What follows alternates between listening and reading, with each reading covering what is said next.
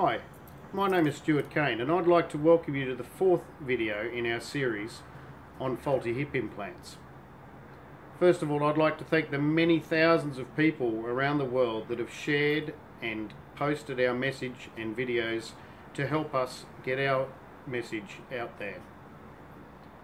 A lot of people have often said to me, what does a metal-on-metal hip implant really look like?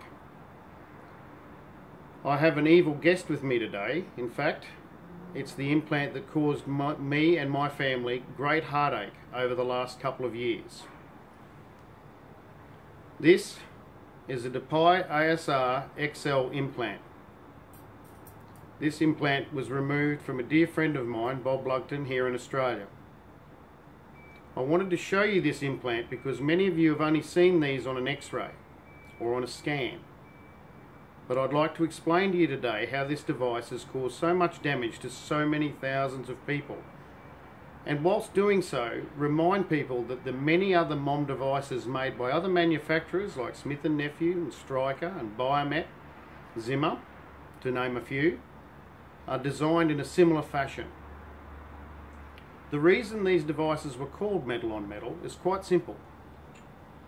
The acetabular cup, which fits into the hip joint, has a metal lining.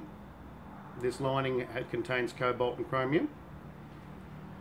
And the femoral head, or ball part of the joint replacement, also is made of a metal-based product that contains cobalt and chromium as well.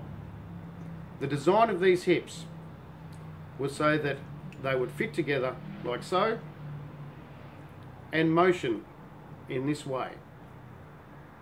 What these companies did by putting these products on the market without due testing was not tell everybody that this motion alone would cause the release of cobalt and chromium ions into your system.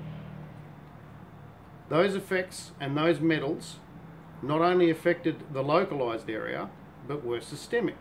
Now, systemic means body-wide.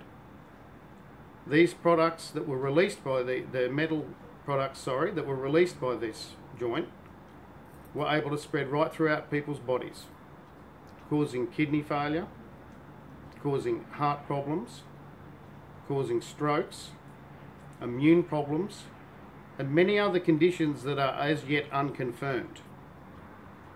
Another point with this particular hip, the ASR, is that there is movement in this part of the joint as well.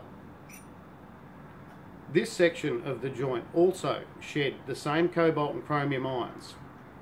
Again, depending on which company that you had your device from, designs vary. But in the ASR's case, this was a point that also allowed the shedding of these ions. The co-rail stem, which was a patented design of Johnson & Johnson Depai.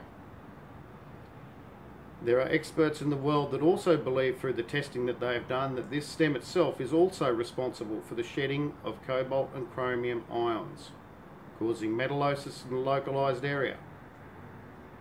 This metallosis is responsible for damage to the bone, muscle and other tissues around the hip, and is also responsible for the high failure rate that these hips are demonstrating. These joints were released with minimal testing. The difficulty is too that many other companies joined the bandwagon and released similar products of similar design with this technology, which also was poorly tested. These products have caused damage to a lot of people.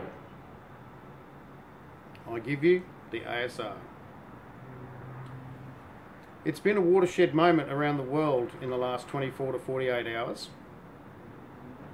Johnson & Johnson, through their legal fights, have spent hundreds of millions of dollars and manipulated the legal systems of the very countries within which they have fought these battles.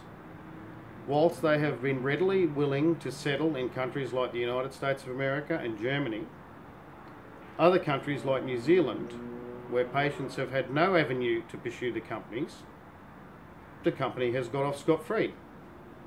Whereas here in Australia, the company is spending hundreds of millions of dollars on a legal defence of an unwinnable case, considering that they have settled elsewhere.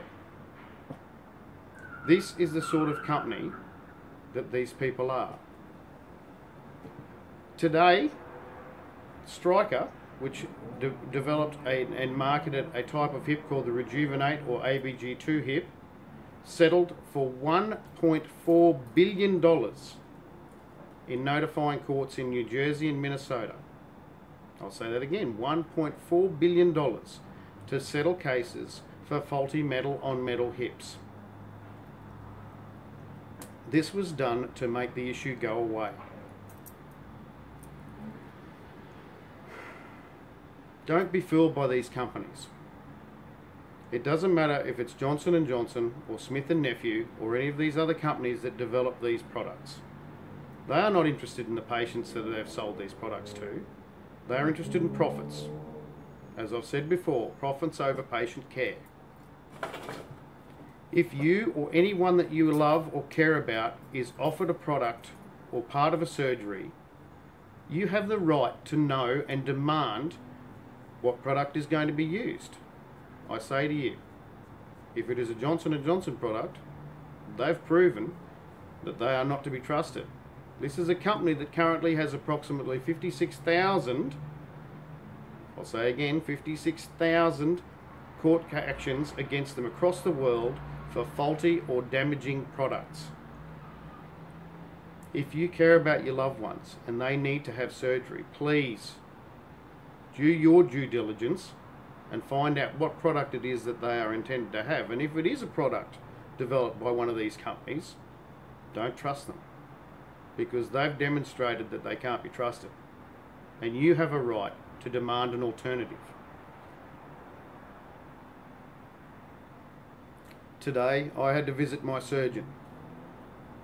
And whilst I was told previously that amputation was one of my very real possibilities, I've been given another possibility today.